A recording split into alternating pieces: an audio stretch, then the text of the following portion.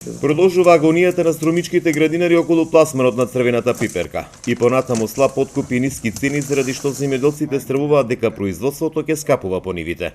Стравот доаѓа бидејќи неголемите откупувачи речиси ги затворија вратите за откуп, а многу малку од производството абсорбираат и преработувачите по договорените цени, кажа представниците на земјоделските здруженија кои завчера најавија протести доколку владата не интервенира со закочениот пласман. Значи бараме владата да најде можности и мерки белешките од 12 динара да бидат и од 10 динара преправени и да се исплате на земјоделците ретроактивно по 17 динара цена. Која е причината што се случува така ниско цена? Па ние Откупувачите или државата? И откупувачите и преработувачите, ние од државата само бараме од министерот тоа што го договоривме, значи да се одржа.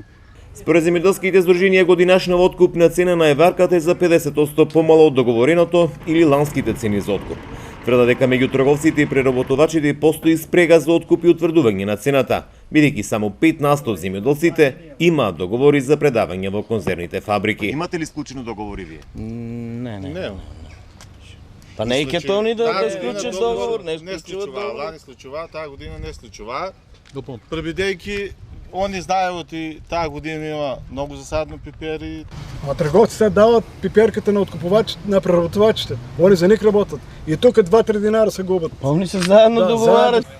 По завчерашното барање од здруженијата до владата да се вратат договорените цени да тргне пласманот, во текот на вчерашниот ден до адресата на здруженијата стасала информација дека било обезбеден откуп на околу 5000 тони црвена пиперка по цена од 14 денари.